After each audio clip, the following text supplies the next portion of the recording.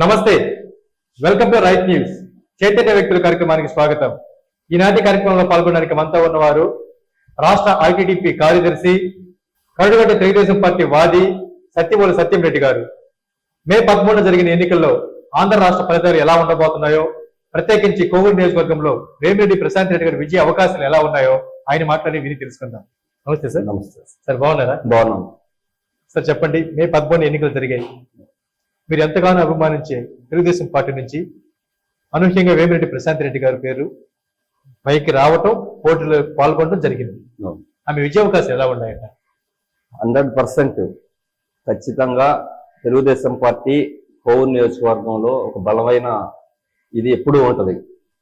గత 2019 ఎన్నికలు ఈసారి కూడా అటువంటి పరిస్థితుల్లో వేమిరెడ్డి ప్రశాంత్ రెడ్డి గారు కోవూరు టీడీపీ అభ్యర్థిగా చంద్రబాబు నాయుడు గారు ప్రతిపాదించడం, వాళ్ళు వచ్చిన తర్వాత విపిఆర్ అనే ఆ పేరుకే ఒక బ్రాండ్ ఉంది నెల్లూరు జిల్లాలో. అది పార్టీకి ఉన్నటువంటి ఇదికి యాడ్ అవటము, ఒక ప్రభంజనం ఏర్పడింది కోవూరు నియోజకవర్గంలో. ఖచ్చితంగా వేమిరెడ్డి ప్రశాంత్ రెడ్డి గారు కోవూరు నియోజకవర్గం నుంచి భారీ మెజార్టీతో గెలుపొందుతుంది. ఖచ్చితంగా దాంట్లో ఎటువంటి సందేహమే లేదు. ఖచ్చితంగా ప్రశాంత్ రెడ్డి గారు విజయం ఖాయమనే ధీమాన్ని మీరు వ్యక్తపరుస్తూ ఉన్నారు. అయితే ఎన్డీఏ కూటమి నుంచి బరిలో దిగిన ఆమెకి భారతీయ జనతా పార్టీ నుంచి కావచ్చు, జనసేన పార్టీ నుంచి కావచ్చు బలమైన సహాయ సహకారాలు అందాయి. సేమ్ టైంలో తెలుగుదేశం పార్టీల నుంచి కొన్ని శ్రేణులు ఆమెకు అనుకున్నంత స్థాయిలో సహకరించలేకపోయారన్నటువంటి ఒక టాక్ ఉంది. దీనిపై మీరేమంటారు? అదేం లేదు, ఖచ్చితంగా తెలుగుదేశం పార్టీ కార్యకర్తలు నారా చంద్రబాబు నాయుడు గారి నాయకత్వాన్ని ఖచ్చితంగా బలపరుస్తారు. బాబు గారు తీసుకున్నటువంటి ఏ నిర్ణయాన్నైనా దానికి కట్టుబడి పనిచేయడం తెలుగుదేశం పార్టీ కార్యకర్తల చిత్తశుద్ధి. దాంట్లో ఎటువంటి తేడా లేదు. కానీ చిన్న చిన్న ఏదో సంఘటనలు జరిగి ఉండొచ్చేమో కానీ ఖచ్చితంగా తెలుగుదేశం పార్టీ మెజార్టీ కార్యకర్తలు మొత్తం వేమిరెడ్డి ప్రశాంత్ రెడ్డి గెలుపు కోసం ఖచ్చితంగా పనిచేశారు. దీంట్లో ఎలాంటి సందేహం లేదు. వేమిరెడ్డి ప్రశాంత్ రెడ్డి గారి అభ్యర్థిత్వాన్ని బలపరిచిన మరుక్షణమే, పార్టీ నుంచి ఆ పేరును ప్రకటించిన మరుక్షణమే భారీ స్థాయిలో భారీ మెజార్టీతో ప్రశాంత్ రెడ్డి గారు విజయం సాధిస్తారని చెప్పి రాష్ట్ర వ్యాప్తంగా మీడియాలు కూడా తెలియజేస్తున్నాం. అయితే పోలింగ్ నాటికి వచ్చేసరికి ఎందుకో తెలియకుండానే కాస్తంత మెజారిటీ విషయంలో వెనకబడతారేమో ప్రశాంత్ రెడ్డి గారు అనే టాక్ వస్తుంది. ఎందుకు జరిగింది ఇదంతా? అదేం లేదండి, రేపు 4వ తేదీ ఫలితాలు చూసిన తర్వాత దాంట్లో సుస్పష్టం అనేది ఏర్పడద్ది. ఈ లోపల రకరకాలుగా చెప్తా ఉంటారు.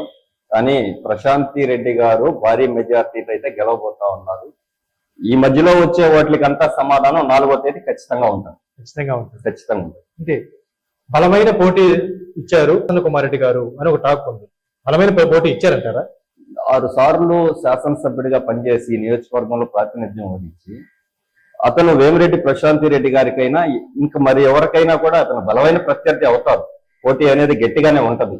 కానీ మనకి ఇక్కడ మనం చేసుకోగలిగిన ఎలక్షన్ ప్రకారం అయితే అతన్ని ఎంతవరకు కట్టడి చేయగలము, ఎంతవరకు చేసుకోగలము అనే దాన్ని బట్టి మన ఫలితం ఆధారపడి ఉంటుంది.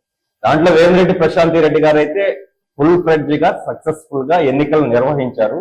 మేము కూడా ఫస్ట్ లో అనుకున్నాం, వీళ్ళు గతంలో ప్రత్యక్ష ఎన్నికల్లో ఎప్పుడు పాల్గొనలేదు, వీళ్ళు విపిఆర్ గారు మేడం గారు ఇద్దరు కూడా ఎన్నికలు చేయగలరు అని మేము ఒక ఆలోచన వచ్చినప్పుడు ఆమె ఎన్నికల్ని నడిపించిన విధానం చూస్తే 10 సార్లు ఎన్నికలు చేసిన వాళ్ళు కూడా అంత ప్రగట్బందీగా ఎన్నికల విధానాన్ని నడిపించలేరేమో అని మాకు మళ్ళీ ఇది కలిగే విధంగా ప్రశాంత్ రెడ్డి గారు ఎన్నికలు నిర్వహించారు. 2-3 గ్రూపులు కూడా ఉన్నాయి మాకు. అది వాస్తవం, మీరు అడిగిన మాట అయితే వాస్తవం. ఆ గ్రూపుల్ని కూడా సరళీకృతం చేసి అందరూ ఆ వర్గం లేదు, ఈ వర్గం లేదు, అందరూ కూడా వేమిరెడ్డి వర్గం అన్నట్టు కూడా ఆమె ఎన్నికలు నిర్వహించిన విధానం హ్యాట్సాప్ చెప్పొచ్చు.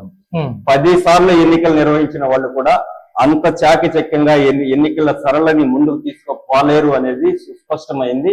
ఖచ్చితంగా ఆ విధానంలో వేమిరెడ్డి ప్రశాంత్ రెడ్డి గారు ఖచ్చితంగా సక్సెస్ అయ్యారు. మీ వెడలూరు మండలం విషయానికి వస్తే సార్, ఆ పార్టీ ఈ పార్టీ అని తేడా లేకుండా అన్ని పార్టీల వారు ప్రత్యేకించి సామాన్య ప్రజలు కూడా ప్రశాంత్ రెడ్డి గారి నాయకత్వాన్ని బలపరిచారు. మరి ఎంత మెజార్టీ రాబోతుంది మీ విడలూరు మండలంలో?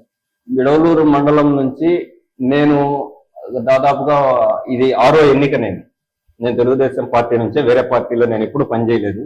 ఇది 6వ ఎన్నిక చూస్తున్నాను.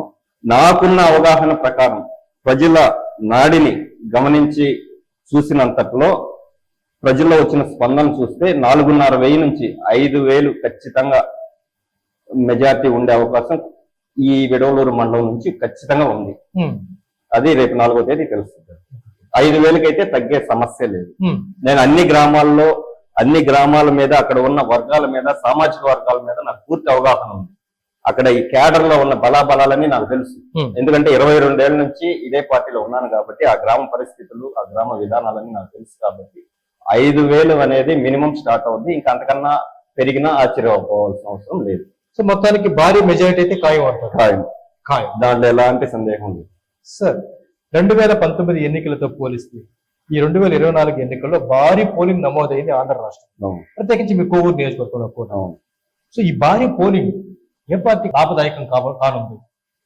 భారీ పోలింగ్ నమోదు కావటానికి ప్రధాన కారణం ఈ వైసీపీ ప్రభుత్వ 5 సంవత్సరాల పాలనపై ప్రజా తిరుగుబాటు అనేది ఖచ్చితంగా నేను చెప్పగలను. ఈ జగన్మోహన్ రెడ్డి చేసినటువంటి అరాచకాలు, అవినీతి పాలన, ఇవన్నిటిలో ప్రజల్లో ఒక తీవ్రమైన అసంతృప్తి ఏర్పడింది. దాని మీద ఎన్నికల నాటికి ప్రజా తిరుగుబాటు అనేది వచ్చింది. దానివల్లే ప్రతి ఒక్కరూ మనం పోయి ఓటు హక్కు వినియోగించుకోవాలి, ఈ రాష్ట్రానికి పట్టినటువంటి ఈ దరిద్రాన్ని మనం వదిలించుకోవాలి అనేటటువంటి భావన ప్రతి ఓటర్లో కలిగింది. అందువల్లే ఈ పోలింగ్ బూత్ల వైపు ప్రజలు బారులు తీసి నిలబడ్డారు. మహిళల్లో చైతన్యం వచ్చింది, యువకుల్లో చైతన్యం వచ్చింది, వృద్ధుల్లో చైతన్యం వచ్చింది. అన్ని వర్గాలు కలిసి నారా చంద్రబాబు నాయుడు గారి నాయకత్వాన్ని బలపరిచే విధంగా ఈ ప్రభుత్వం మీద ప్రజా తిరుగుబాటుతో వచ్చారు కాబట్టే ఈ పోలింగ్ పర్సెంటేజ్ పెరిగేదానికి కారణమైందని కూడా నేను స్పష్టంగా చెప్పగలను. ఇక వైఎస్ఆర్ కాంగ్రెస్ పార్టీ నాయకులు మాట్లాడుతూ గల్లీ స్థాయి నుంచి రాష్ట్ర స్థాయి నాయకుల దాకా మాట్లాడుతూ జగన్మోహన్ రెడ్డి గారు అందిస్తున్న సంక్షేమ పథకాలని చూసి వాటి ద్వారా లబ్ధి పొందిన వాళ్ళే ఈ భారీ పోలింగ్ కి కారకులయ్యారు అంటున్నారు. ఇది ఎంతవరకు నిజం? ఒక్క సంక్షేమ కార్యక్రమాలే ప్రభుత్వాన్ని నిలబెడతాయి, ప్రభుత్వాన్ని తీసుకొస్తాయి అనేది అసంభవం. అభివృద్ధి జరగాలి, ఉద్యోగ ఉపాధి కల్పన ప్రభుత్వం కల్పించి ఉండాలి. జగన్మోహన్ రెడ్డి అటువంటి ఏ ఆలోచనలు చేయలేదు. ఈ రోజు నిరుద్యోగ సంఖ్య భారీగా పెరిగిపోయింది. ఒక కంపెనీ ఇండస్ట్రియల్ ఇన్ఫ్రాస్ట్రక్చర్ డెవలప్ చేయకుండా ఎంతసేపు సంక్షేమమే సంక్షేమమే సంక్షేమం అంటే ఒక సంక్షేమం గుండానే రాష్ట్రం నడవదు. అభివృద్ధి కావాలి. అందరికి అందుతుందా సార్? సంక్షేమము ఏ కార్యక్రమం తీసుకున్నా లబ్ధిదారుల్లో అనేక కొర్రీలు పెట్టి అసలు లబ్ధిదారులు కూడా తీసేసి రకరకాలు ఇది పెట్టి ఒక వర్గానికే సంక్షేమం అందించే విధంగా ఈ వాలంటీర్ వ్యవస్థ ద్వారా తీసుకొచ్చారు. వాళ్ళకి కావాల్సిన వాళ్ళకి చేసుకోవచ్చు. దాంట్లో అయితే 100% ప్రభుత్వానికి ఫెయిల్ అయింది దాంట్లో. కానీ సంక్షేమం అనేది 20% ఏ పథకం వచ్చినా, ఏ ప్రభుత్వం ఇచ్చినా 20% కన్నా ఏ పథకాన్ని అమలు చేయలేదు. 20% లబ్ధిదారులనే దాంట్లో తీసుకుంటారు. జగన్మోహన్ రెడ్డి కూడా అదే విధంగా తీసుకొచ్చారు. కానీ సంక్షేమం ఇచ్చాడు, బానే ఉంది. ఏదో ఆ అకౌంట్ లో 10,000 5,000 ఇచ్చాడు.